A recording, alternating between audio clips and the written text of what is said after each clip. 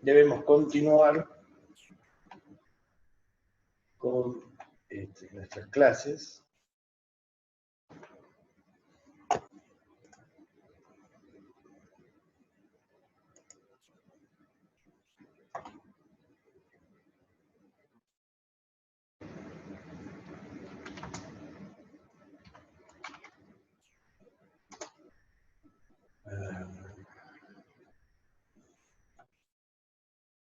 Dos segundos.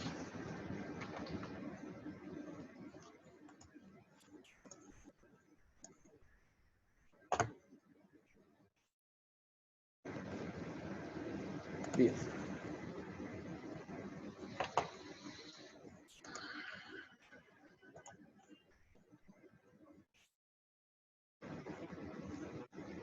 Física aplicada, la unidad 13, estábamos viendo este tema de electricidad y magnetismo, uno de los temas interesantes que da pie a todo lo que ustedes van a ver en el futuro. La idea es prepararlo lo mejor que se pueda para que vayan a cursar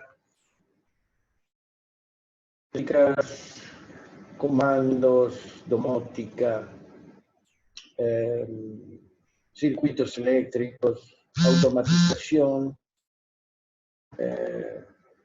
y todo lo que tiene que ver con la energía eléctrica, como son centrales hidroeléctricas, la parte de generadores, de estabilizadores, de tensión, reguladores de velocidad, para qué, por qué. Bueno, todo eso que van a ver en el futuro, en las distintas materias que vean los años siguientes, segundo y tercero, tienen que estar bien formados en lo que es electricidad y magnetismo, con el objeto de que no tengan muchos problemas los profesores que van a tener ustedes por tratar de prepararlo lo mejor que se pueda.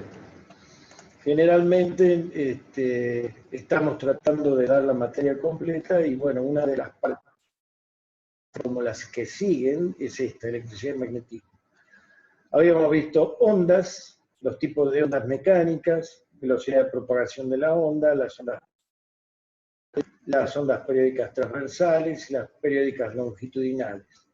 Habíamos hablado de las cargas eléctricas, que no es lo mismo que la corriente eléctrica, y en la parte estática de la electricidad, ¿sí? Propiedades de la carga, el Coulomb, fuerza eléctrica, la ley de Coulomb. Esta la habíamos explicado en la clase anterior, pero de todos modos vamos a hacer repaso, ¿sí? Para ver que ustedes están a tiro de lo que esto significa. Si bien es cierto, es de mucha utilidad en el futuro para ustedes, tiene algunos principios que sirven para entender el movimiento de las cargas con el cual van a eléctricas las celdas fotovoltaicas, que sin entender cómo se manifiestan estas propiedades de la carga eléctrica, por ahí no se entendería muy claramente. Entonces, la ley de Coulomb establece este físico e ingeniero francés,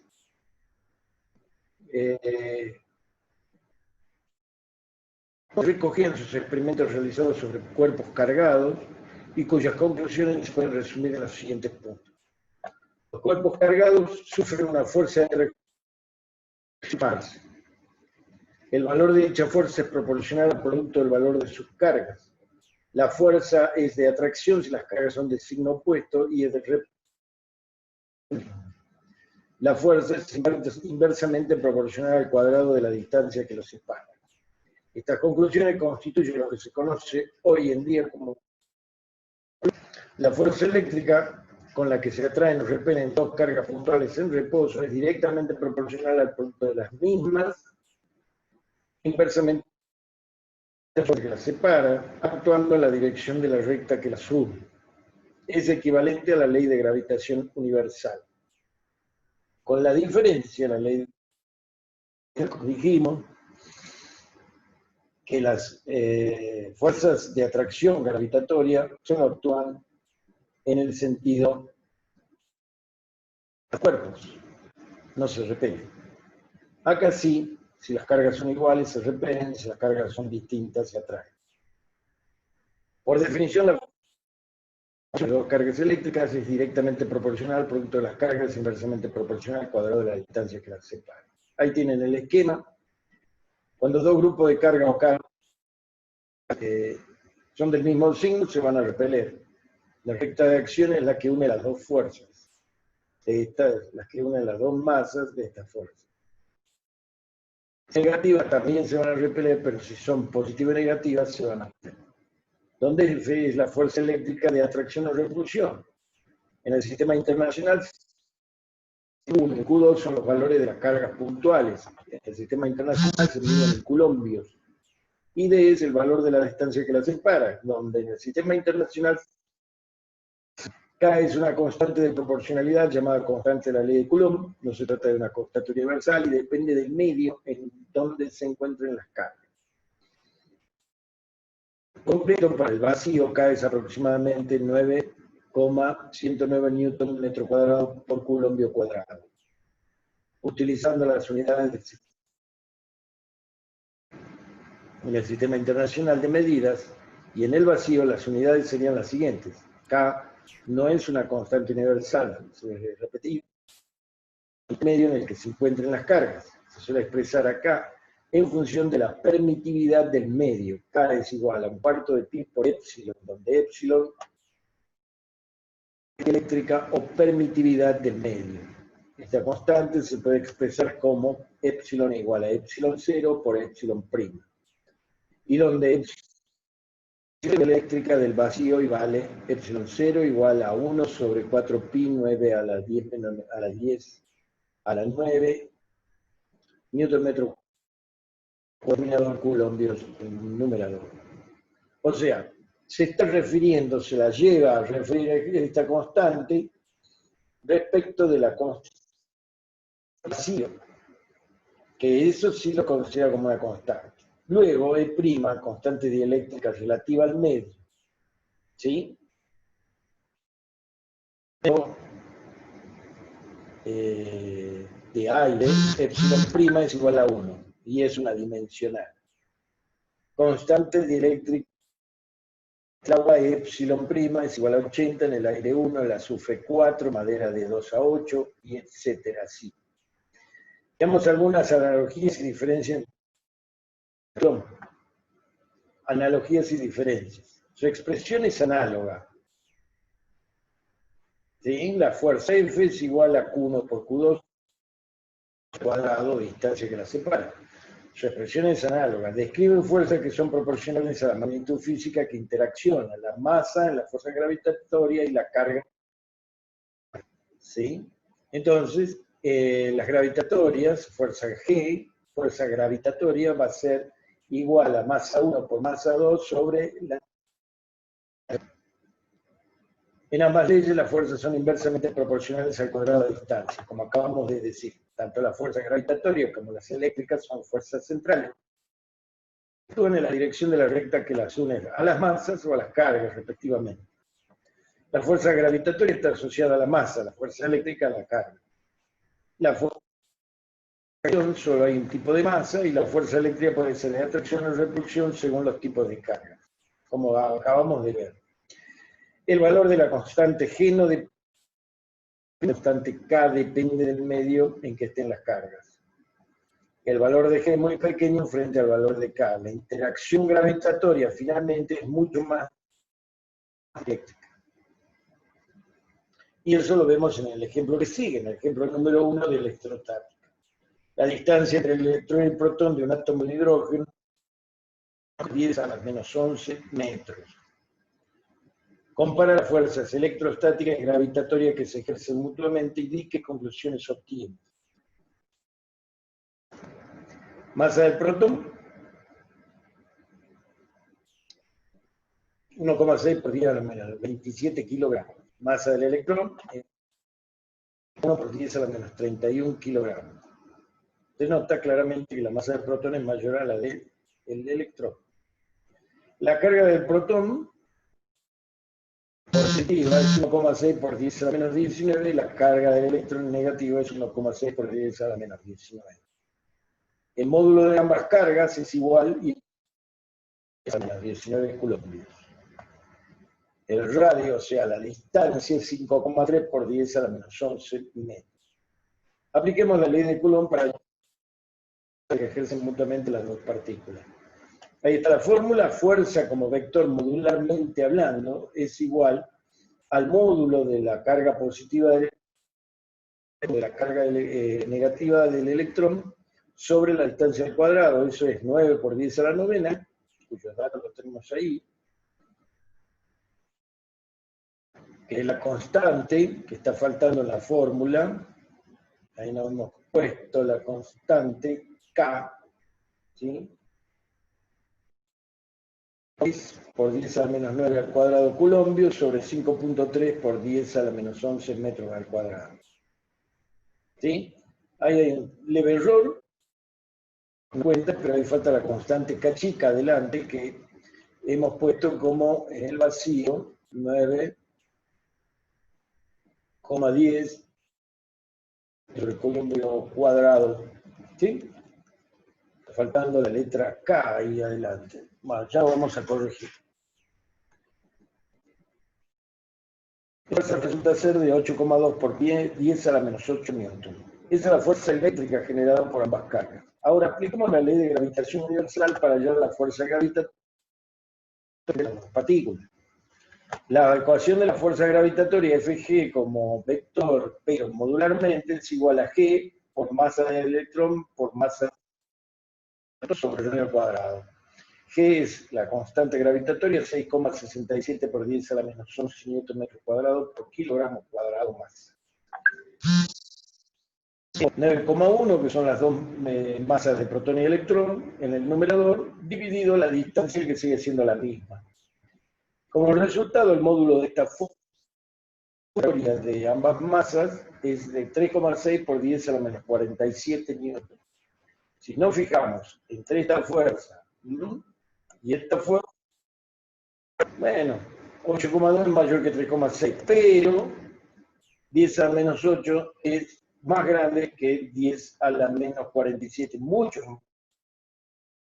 5 por 8, 40, 5 veces más chica a 6 es la fuerza gravitatoria con respecto a la fuerza eléctrica que ejercen cargas en el vacío. ¿Se dan cuenta?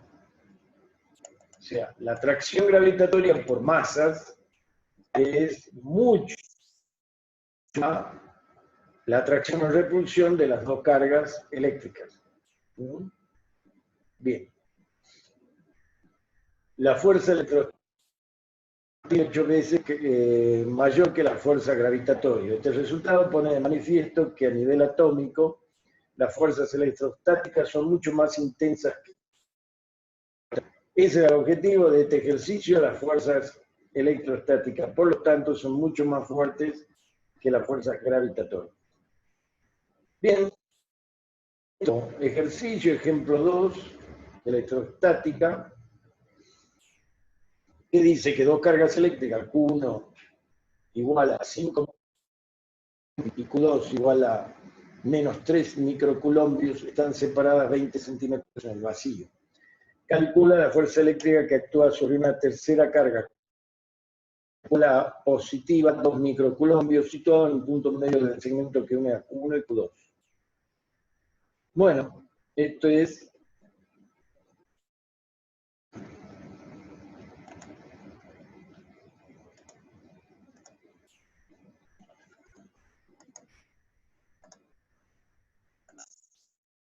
algo así.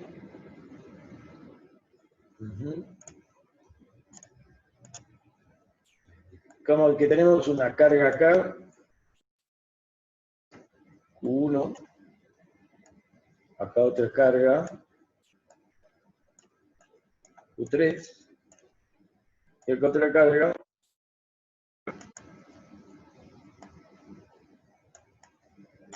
Q2. ¿Eh?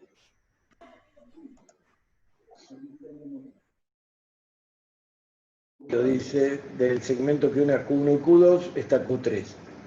La carga Q1 es 5 menos 3 y 2. ¿Sí? 5.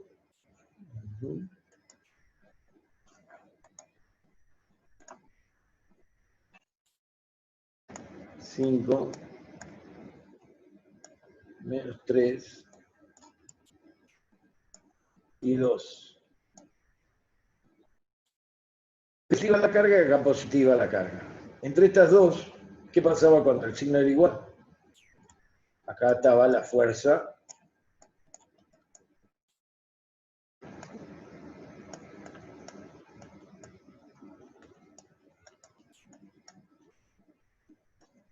uno, dos, uno, dos. ¿Sí? Acá son distintos los signos, la interacción entre la carga Q3 y la Q2, esta es positiva y esta es negativa. Por lo tanto, se atraen. Acá va a aparecer una fuercita, entonces otra igual de atracción que se va a llamar F2, 3.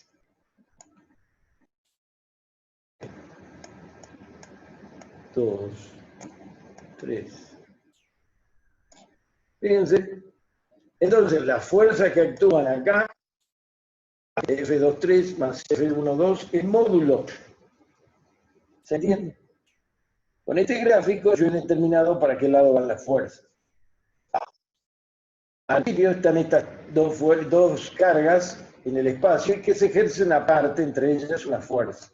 No me interesa, porque lo que estoy tratando de hallar es la fuerza. Esta Q1 ejerce sobre esta y esta Q2 ejerce sobre esta. Sabemos que acá esta es positiva y esta es negativa, por lo tanto, este módulo, al tener signos distintos, se atraen una F, 1, 2. Y acá, perdón, esta es, ahí me mandé un moco. Ah, no, sí. 1, 2, 1, 3, es acá. Acá habría una F, 1, 2. ¿Por qué? Porque es la fuerza que se estarían ejerciendo. Si esta no estuviera, la Q3, F1, Q1 y Q2 se estarían atrayendo por una fuerza equivalente a F1,2. Igual en sentido atractivo. Pero esa no me interesa calcularla. Yo en el ejercicio digo, ¿cuál es la fuerza que actúa en la carga por causa de Q1 y Q2? Y son estas. Identifico primero Q1 y Q3, mismos signos se repelen, por eso van en sentido. Y después Q3, Q2, distintos signos se atraen. Entonces esta es F3, 2. Allá. Y F3, 2 o 2, 3 viene para acá. Entonces distintos signos se atraen. Mientras que F1, 3 es esta, acá tendría que ser 3. F1, 3 se repele 1 con 3. La carga porque tiene igual signo. Bien, entonces, la fuerza que está actuando F en carga Q3 es igual a F 1,3 más F 2,3 o 3,2. ¿Por qué más? ¿Por qué ese signo? Porque ambas tienen el mismo sentido, no importa si va para acá, para allá. Se suman los módulos. ¿Sí? Fíjense, esta tiene este lado. Bueno, la suma de las dos va a dar una fuerza equivalente, si la ponemos una a continuación de la otra, del total de la suma de los dos módulos. ¿Sí? La fuerza que hay que calcular. Bien. Entonces, calculemos la fuerza que Q1 ejerce sobre Q3. F1,3 es K por Q1 por Q3 sobre R1,3. Que hay entre 1 y 3. Sí, que es este valor por el vector unitario, no importa, para darle un valor vectorial. Pero si lo queremos calcular como módulo sin dirección y qué sé yo, no le damos bolilla a los vectores. Y decimos F3 módulo del vector es igual a K1 Q3 sobre R1. Reemplazado sacamos el valor de F13, que vale 9 newton. El 1 es el vector, le falta la flechita arriba, no importa. El módulo de la fuerza F13, que ahí está expresada como módulo, no tiene flecha, es 9 newton. Ahora calculamos la fuerza. Misma fórmula, carga Q2, Q3, sobre la distancia R al cuadrado. ¿Sí? Se reemplazan los valores y obtenemos con un signo, ¿sí? Que dice que es menos 5,4 newton. La fuerza F3 que actúa sobre Q3 es la fuerza anterior, teniendo en cuenta que U2 es igual a menos U1. Resulta que F3 es igual a F13 más F23. Acá hay un error en el signo, tiene que ser positivo. ¿Sí? Acá abajo está Newton más 5,41 Newton. 14,4. Como ya dije en el ejemplo, si se suma o se resta, se analiza en función del y después te olvidas del signo y el módulo. Trabajamos solo con módulo. Entonces la fuerza F3 es 14,4. ¿Entendieron cómo se analiza esto? A ver, tengo ahí unos mensajes.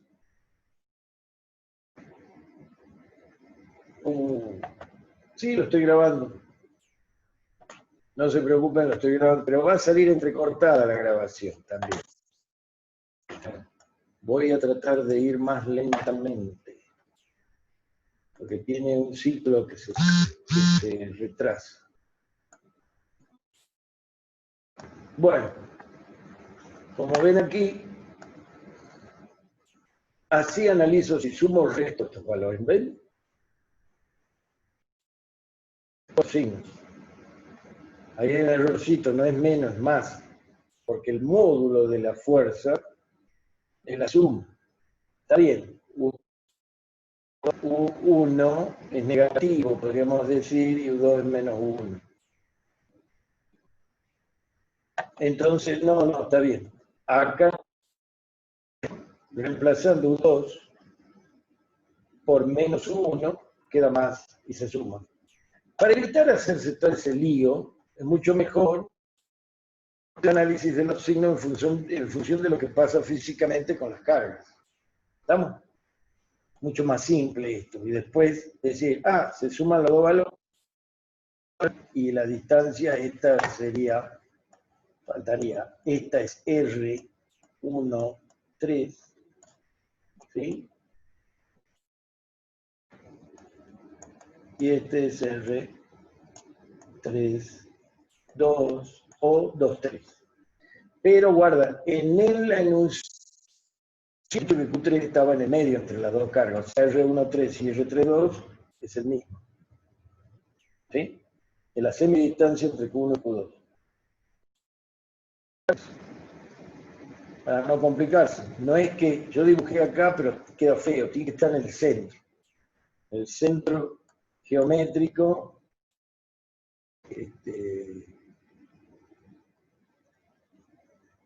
el centro geométrico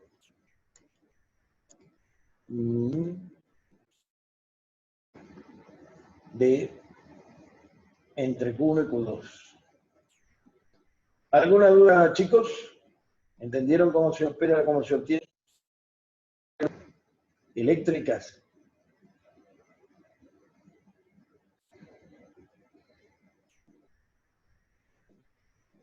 No.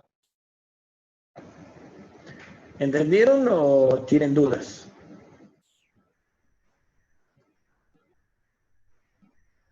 Ahora,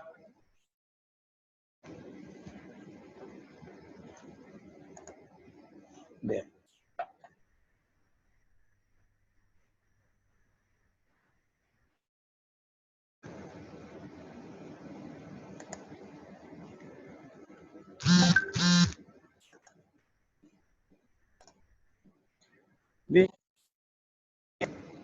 campo eléctrico sería otro de los tópicos a ver.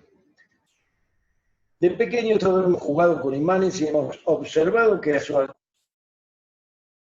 el objeto de acero o de metal es atraído por el imán y su entorno cambia con respecto al momento en que no estaba el imán.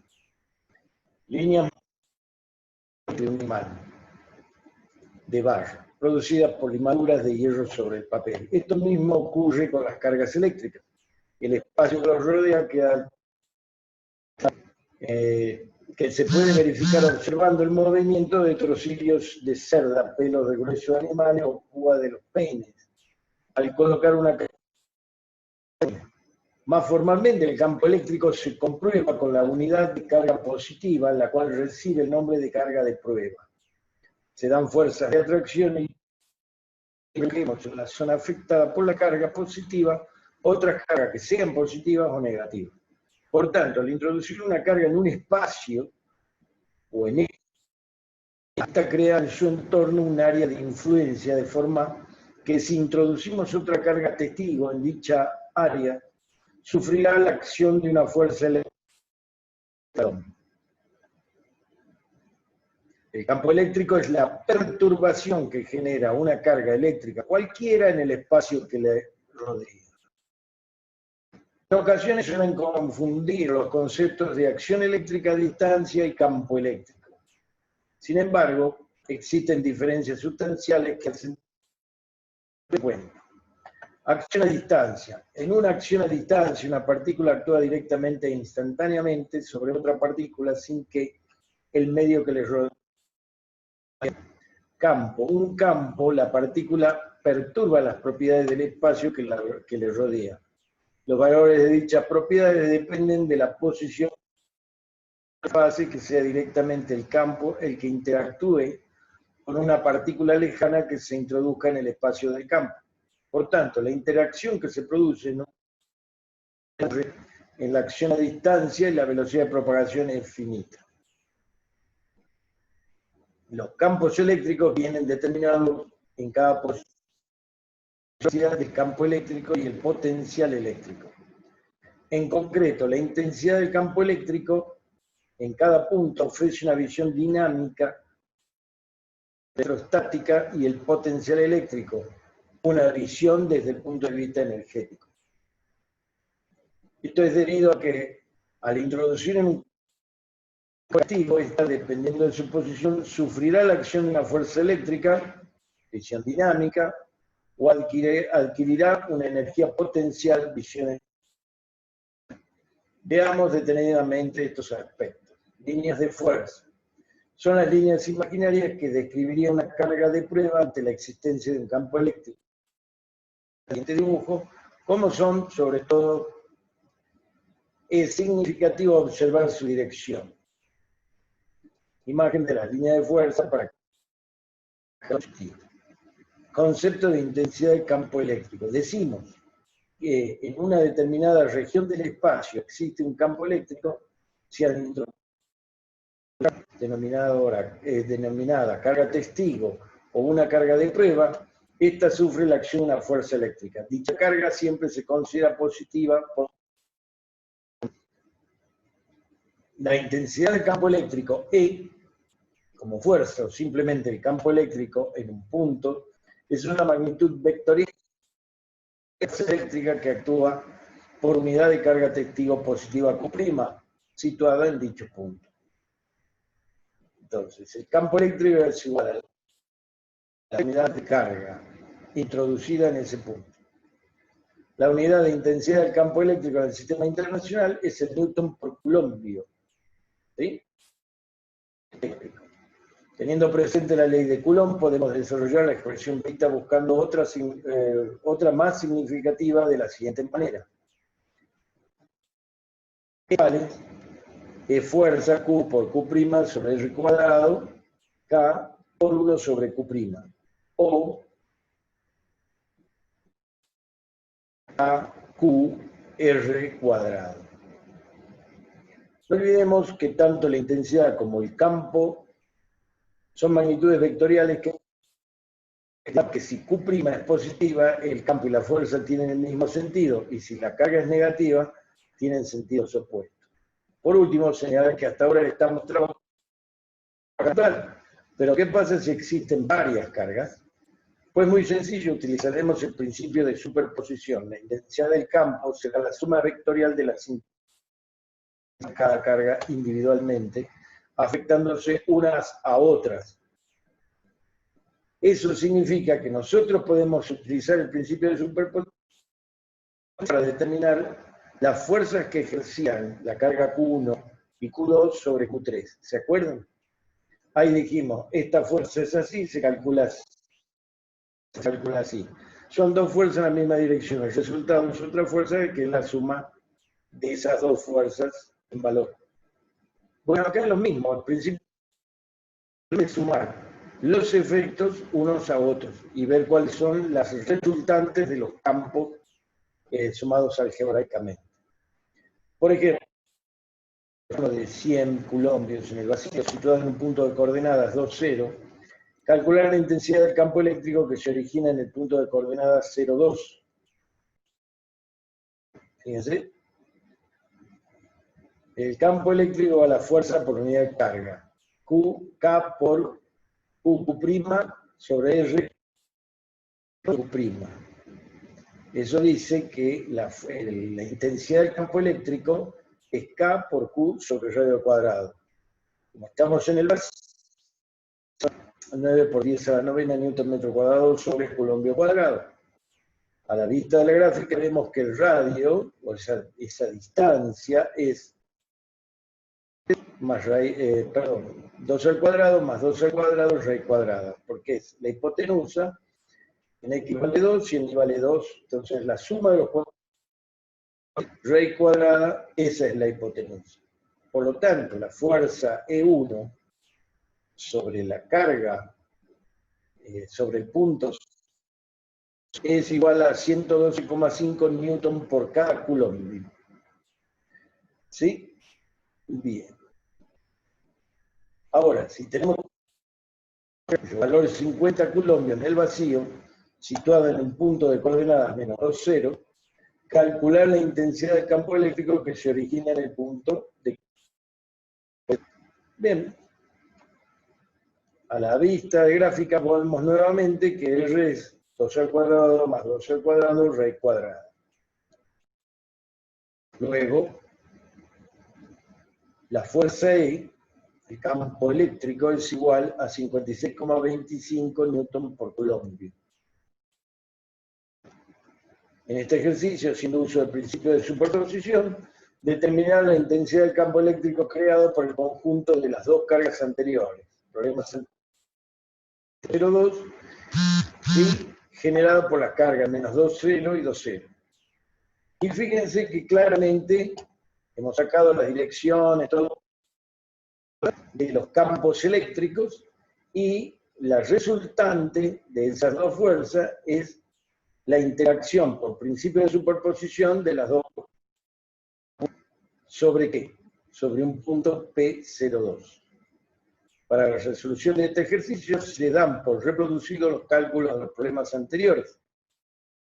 El principio de superposición y observando el gráfico se puede deducir fácilmente que el módulo del vector E resulta de, nuevamente, E1 al cuadrado raíz cuadrada. O sea, 112,5 al cuadrado más 56,25 al cuadrado raíz cuadrada, o sea, 125,75 newton por. Recordamos que se trata de un vector y su dirección y sentido vienen indicados en el gráfico. ¿Estamos? ¿Se entiende la aplicación del principio de superposición? La fuerza generada por un campo eléctrico dado por la presencia de una, dos o más cargas. ¿Se entiende? ¿O no se entiende?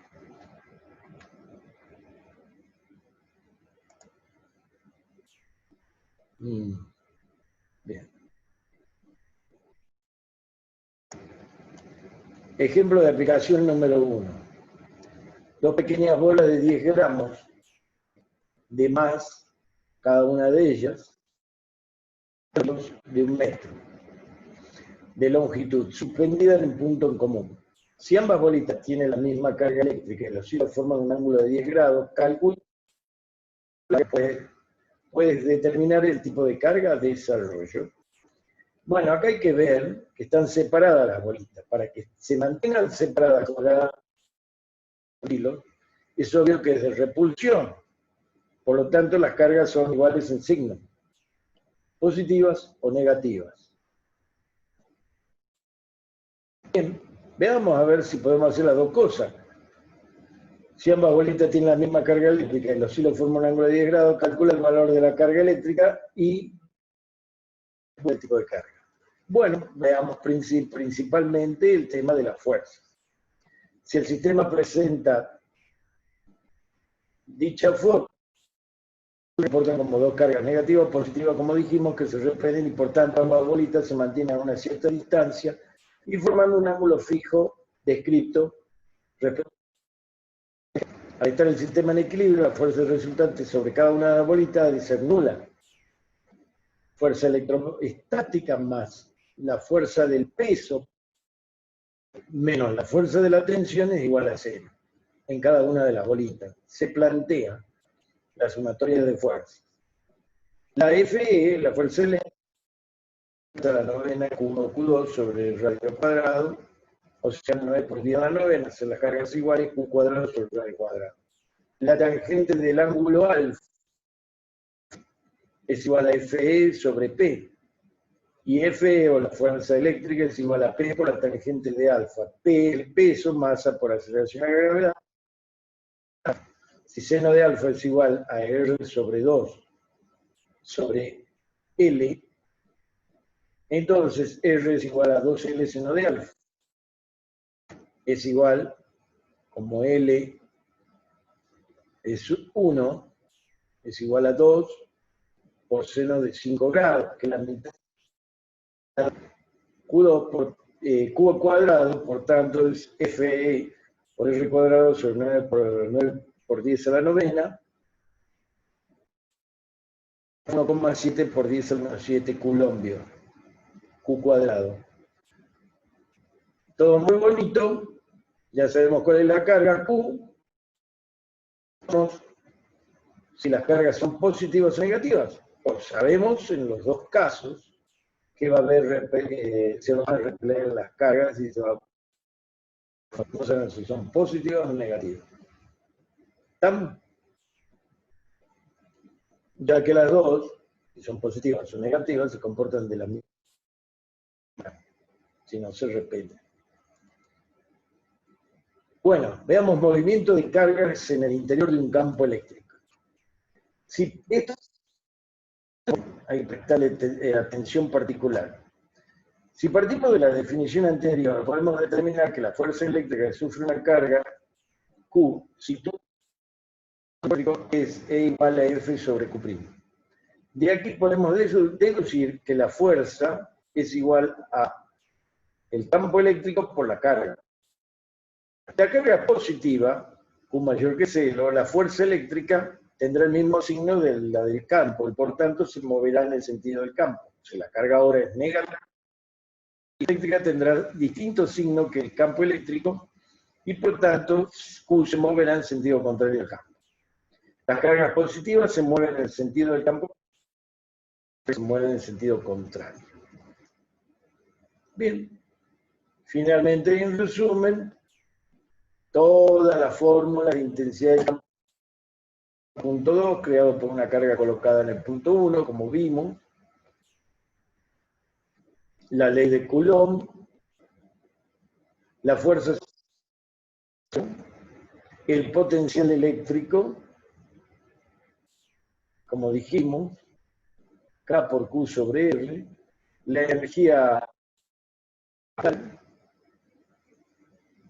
energía cinética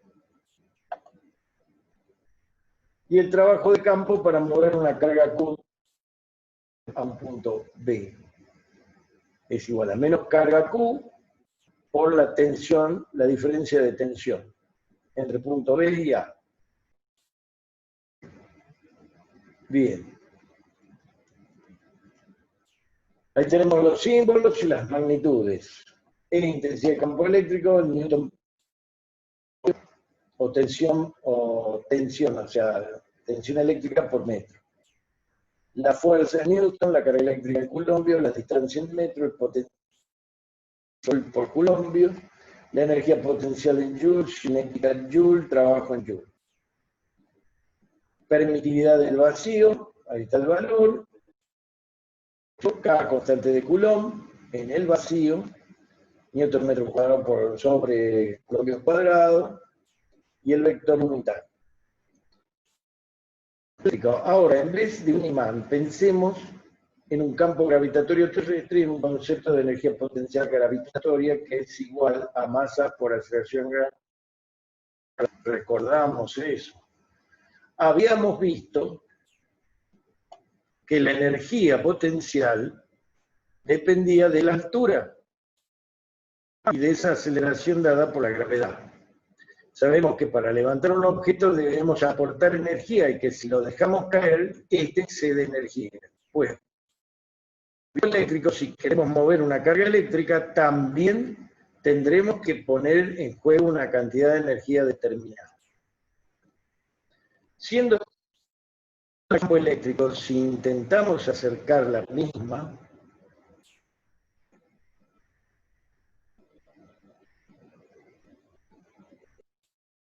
el mismo signo que evidentemente se repelerán, tendremos que realizar un trabajo determinado, el cual será almacenado en forma de energía que llamaremos energía potencial. Podemos definir el potencial eléctrico en un punto de un campo eléctrico como la energía potencial eléctrica que posee la unidad de carga en un punto. Su formulación matemática es energía potencial eléctrica es igual a la energía potencial y sus unidades en el sistema internacional son energía potencial, voltios, energía potencial, julios, la energía potencial eléctrica en voltios, la energía potencial en joules y la carga en coulombios. Vamos a hacer una observación. Si en el campo gravitatorio, para indicar la altura del cuerpo, tenemos que acordar una referencia sobre la cual realizar la medida, por ejemplo, el nivel del mar eléctrico, al medir el potencial, fijaremos un nivel de referencia al que daremos valor 0, siendo este el potencial que posee un punto situado a una distancia infinita de la carga. Más frecuente es definir el potencial eléctrico en un punto como el trabajo que hay que realizar para trasladar la unidad de carga infinito, potencial 0 por convenio, hasta el punto en cuestión, venciendo las fuerzas del campo eléctrico en que movemos dicha carga. Definición energética del potencial eléctrico, que dice que más frecuente es definir el potencial eléctrico en un punto como el trabajo trasladar la unidad de carga positiva desde el infinito, en donde el potencial es 0 por convenio, hasta el punto en cuestión, venciendo la fuerza en que movemos dicha carga. Está clarísimo, hay un trabajo que hacer contra todas las fuerzas de repulsión o de atracción que actúan supuestamente hasta donde actúa al máximo porque la distancia prácticamente es 0. ¿Sí? Hasta pegado a la fuente de esa carga que genera. Para ir terminando esta pregunta, nos resta indicar que el potencial eléctrico, debido a una carga puntual, se puede cuantificar con la siguiente expresión. Que crea un campo y es la distancia del punto del campo en cuestión a la carga Q. Entonces, el potencial eléctrico U es igual a K por Q sobre R. Esta expresión nos resulta interesante ya que nos facilita de manera muy intuitiva definir el potencial de la superficie esférica cuyos infinitos puntos que la constituyen poseen el mismo potencial. A una determinada distancia tenemos esa línea de puntos que rodean a la carga. A medida que nos alejamos de la carga, R se hace grande, el eléctrico disminuye. O sea que las superficies equipotenciales van degradándose desde la carga hacia el infinito. Con lo cual queda demostrado la hipótesis que decíamos hace un rato, de que la energía potencial se definía como la energía de ninguna carga para traerla desde el infinito hasta la carga patrón que había generado esa.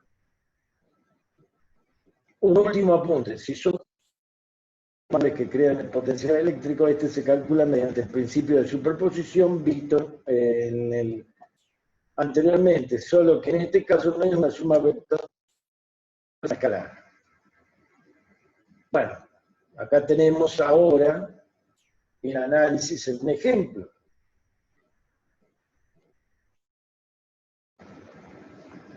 Si tenemos una carga Q1 igual a 100 coulombios en el vacío situado en un punto de coordenadas 2, 0, calcular el potencial eléctrico que se origina en el...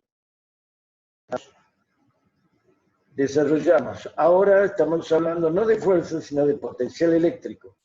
U es igual a K por Q sobre R. En este caso hacemos Q, siendo R el valor de R1, que indica la figura, el cual geométricamente se puede deducir que es 2 al cuadrado más 2 al cuadrado raíz de 8, o sea, 2 por raíz de 2. Por lo que obtenemos 1 igual a 318,2 voltios. Q2 de 50 coulombios en el vacío, situado en un punto de coordenadas menos 2x, calcular el potencial eléctrico que se origina en el punto de coordenadas 0,2.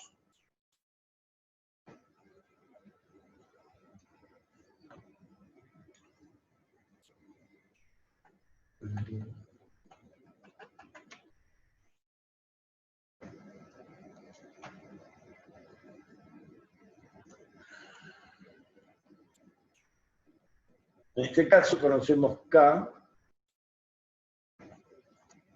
lo mismo, y el valor del campo del potencial eléctrico U2 es igual a 159,8. Este ejercicio, haciendo uso del principio de superposición, determina el potencial eléctrico creado por el conjunto de las dos cargas anteriores en el punto 0,2. Y lisa y llanamente la suma 77,4 voltios. Suma escalar, acá ya no hay vectores. ¿Sí? Bien, bueno, ahora entendamos un poquito más, ¿sí?, con a qué se le llama diferencia de potencial y qué es lo que usamos nosotros. El potencial es el trabajo que debe realizar una fuerza externa para mover una carga unitaria desde un punto a otro en un campo eléctrico. Matemáticamente lo podemos expresar de la tensión en A menos tensión en B es igual al trabajo por unidad de carga. La diferencia de potencial se mide en voltios, por tanto podemos decir que en un campo eléctrico existe una diferencia de potencial de 1 voltio cuando empleamos un julio o julio para mover una carga de 1 coulombio. Deducir que si la carga Q es positiva, entonces la tensión en A es mayor que la de B. Implica que el trabajo realizado por la fuerza del campo es positivo. Desplaza el punto A al B de forma espontánea. Sin embargo, si UA es menor a UB o la tensión en A es menor a la tensión en B, el trabajo es negativo. La carga de A a B hay que realizar una fuerza en contra del campo. Si la carga es negativa, lo anterior se invierte. Si los potenciales UA y UB son iguales, las cargas positivas se desplazan desde el punto de mayor potencial al de menor potencial.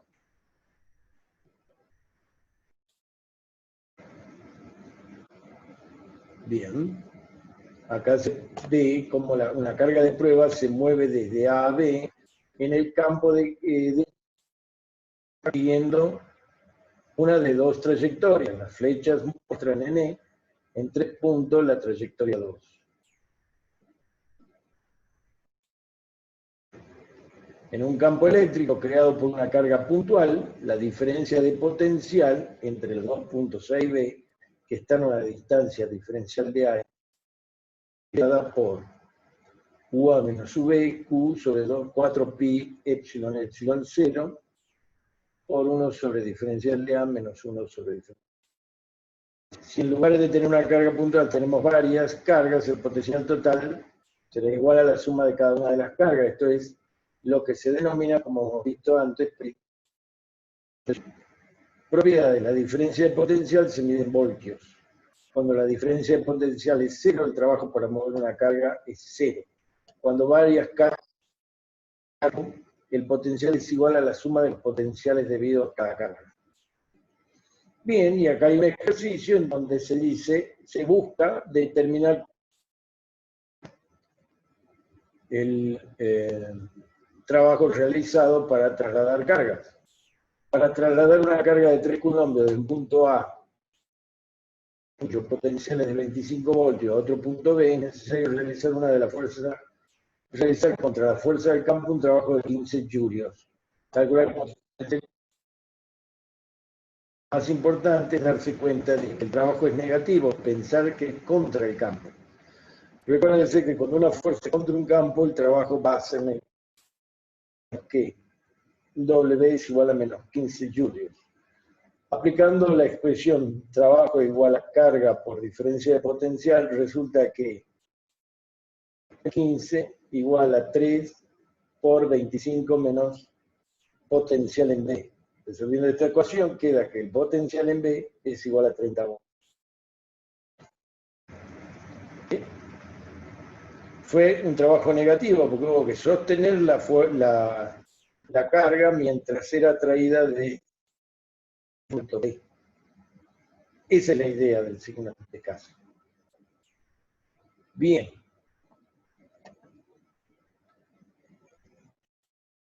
Estos segundos. Estamos bien.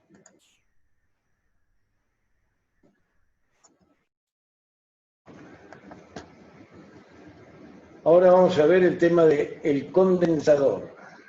Ya sabemos varias cosas sobre las cargas eléctricas y todo lo que hacen, lo pueden hacer, crear un campo eléctrico, energía, etc. Pero se plantea una duda, ¿se puede almacenar esas cargas eléctricas? Realmente sí. Al oír esa respuesta, nuestra mente empieza a maquinar muchas cosas interesantes, pero no deberíamos hacernos muchas ilusiones. Un condensador es un los conductores próximos, separados por un dieléctrico, aire, aceite, papel, y cuya función es almacenar cargas eléctricas para posteriormente utilizarlas cuando las necesite. El condensador almacena gran cantidad de electricidad con diferencias de potenciales pequeñas. Diversos tipos de condensadores. Visuales de los condensadores que se usan en circuitería. Definimos capacidad de un condensador como la relación entre la carga y la diferencia. Y lo expresamos como capacidad de un condensador igual a carga por unidad de tensión. En el sistema internacional hay faradios. El faradio es una unidad demasiado grande para el posible almacenaje de cargas eléctricas, por lo que se utilizan unidades derivadas más pequeñas. Milifaradio, nanofaradio, picofaradio. Atendiendo a su forma, tendremos los siguientes tipos de condensadores. Bueno, la más usada de las unidades para los condensadores es el microfaradio, MUF, microfaradio, que es a la menos 6 faradios. Veamos los tipos de condensador. El condensador plano está constituido por dos láminas planas separadas por un dieléctrico. ¿Qué es dieléctrico? No es permeable a la electricidad, un aislante. ¿Sí? Por la duda. Condensador cilíndrico está constituido por dos cilindros eléctricos y separados también por un dieléctrico. Condensador esférico está constituido por dos conductores esféricos concéntricos separados también o por algo aislante. Tenemos que, por eso decimos que cuando se quema un condensador y cuando el material dieléctrico en el medio se quema.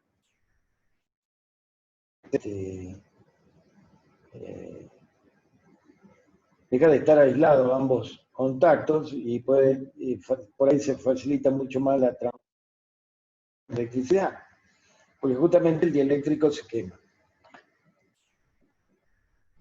Tenemos que mencionar dos tipos especiales de condensadores. El condensador eléctrico y el condensador variable. Aquí están los símbolos del condensador. El símbolo del condensador común, el símbolo del condensador variable y el símbolo de condensador.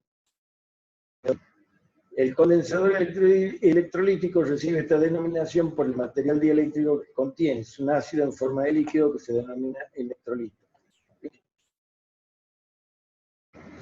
El condensador variable es aquel que, como su nombre indica, podemos variar su capacidad según nos interese. Generalmente este ajuste se realiza mediante un tornillo de radiofrecuencia, como sintonizador.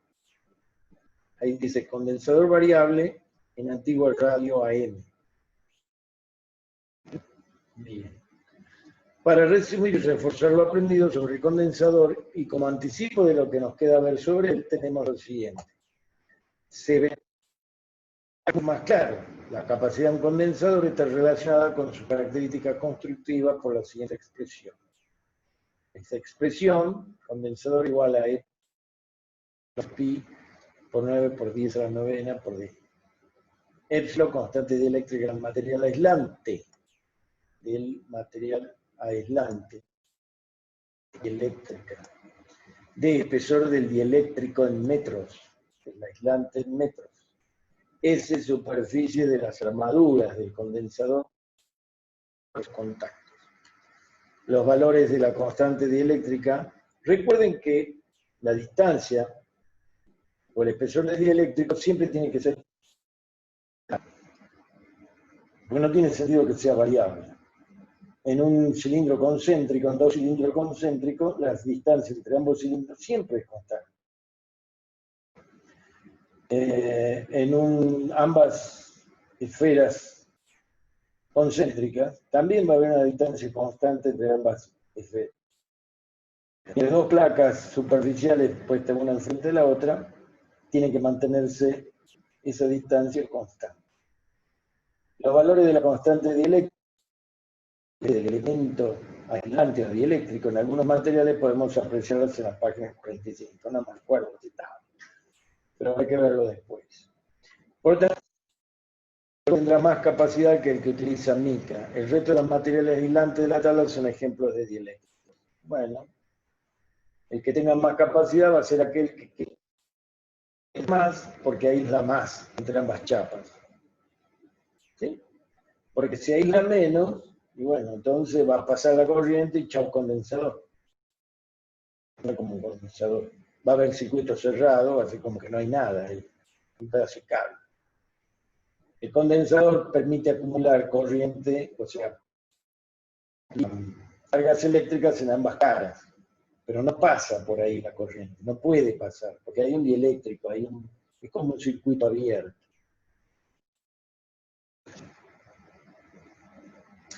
El condensador en un circuito de corriente continua permite circular la corriente hasta que se queda completamente cargado o descargado. Cargo totalmente, que no hay más tensión que obligue a cargar el condensador, digo yo, como adicional al concepto, hasta ahí llegó. No sé qué. Si después tengo retiro el potencial que carga ese condensador, entonces se va a descargar hasta que queda descargado. Esto es abierto, el aislante material dieléctrico impedirá el paso de corriente. ¿Qué pasa cuando se quema el condensador? Y bueno, saltó la chispa de una cara a la otra y se cerró el circuito. Asociación de condensadores.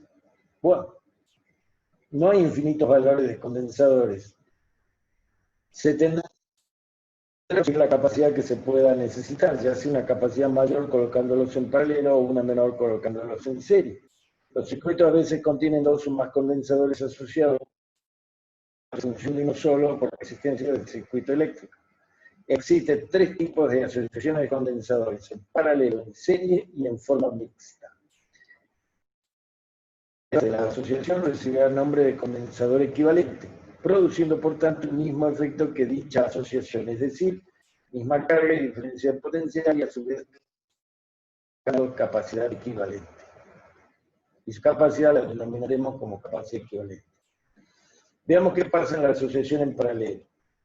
Esta es la que resulta de conectar entre sí armaduras del mismo signo, uniendo por un lado todas las armaduras inductoras cargadas negativamente, es decir, electrones, armaduras inducidas, armaduras cargadas positivamente formadas por huecos debido a la ausencia de electrones. Bien.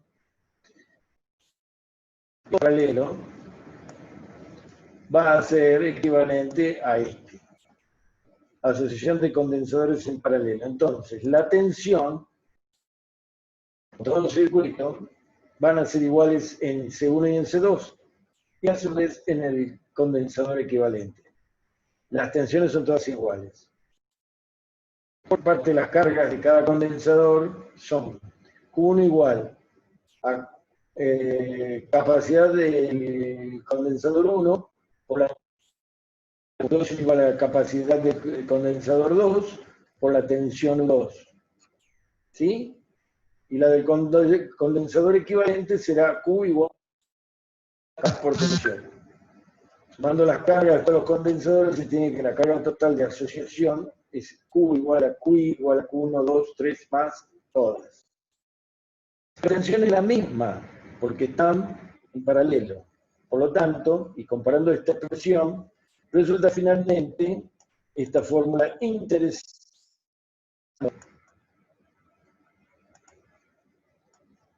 Esta, en donde la capacidad equivalente de un condensador en paralelo solo dependen de la suma de las capacidades de todos los condensadores que tengan. ¿Sí? En una asociación de condensadores, la capacidad equivalente es igual a la suma de las capacidades de los condensadores asociados. Luego, asociación en serie de condensadores. Esto es lo mismo. ¿Sí? Asociación en serie, veamos. Como veremos después. Es el resultado de conectar los condensadores uno a continuación. Se une la armadura inducida de cada condensador con la inductora de la siguiente y así sucesivamente. En serie. Uno en cadena, uno y al otro punto. De esta forma, las cargas Q de los sucesivos condensadores unidos en serie tienen todas el mismo valor, ya que al conectarlas de esta forma, uno de los condensadores está con una carga positiva más Q, esta trae a la otra igual, pero de signo contrario menos Q, y en la otra armadura se rechazará otra igual, del mismo signo Q más, en la placa siguiente del siguiente condensador y así sucesivamente. Entonces, la carga Q es igual a la carga de todos los condensadores, Q1, Q2, Q3, etc. Se observa que la diferencia de potencial en los extremos de la asociación es igual a la suma de potencial existente entre las armaduras de los sucesivos condensadores, verificándose que U es igual a 1 más U2 más U3, etc. Si reemplazamos como Q sobre capacidad, tenemos que la capacidad equivale, la diferencia de potencial a la suma de las diferencias de potencial de cada uno, o sea, Q, las cargas de cada uno por sobre la capacidad de cada uno. Esa sería la suma. Pero, ¿qué es lo que pasa? Como dijimos, la carga es igual en todas. Por lo tanto, sale como factor común. Y esto nos deja que la inversa de la capacidad equivalente en serie es igual a la suma de las inversas de las capacidades de todos los condensadores conectados. Anteriormente, del condensador equivalente tenemos lo siguiente. U es igual a Q sobre C. Comparado esta última expresión con la anterior, resulta lo que dijimos. La inversa de la capacidad equivalente es igual a la suma de las inversas de las capacidades individuales. En una asociación de condensadores en serie, la inversa de la capacidad equivalente de las inversas de las capacidades de los condensadores asociados. Y la asociación mixta de condensadores es una asociación constituida por asociaciones sencillas, es decir, la que resulta de unir en paralelo varias asociaciones de condensadores en serie o en serie varias asociaciones. Para calcular su capacidad equivalente, primero hallaremos la capacidad equivalente de los condensadores en paralelo, sumándolas aritméticamente, para después combinarla con las capacidades de los que tenés en las inversas. Asociación de condensadores mixta, como se ve ahí. ¿Ven? Bien, y después viene un ejemplo que, bueno, ejemplo 1, 2, 3, ¿sí?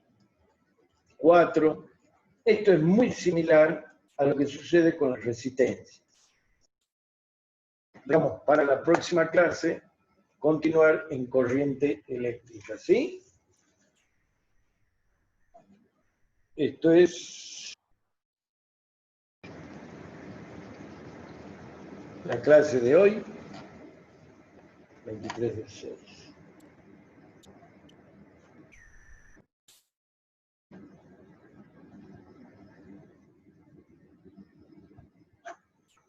Si tienen alguna duda, no hay problema. Estamos a la espera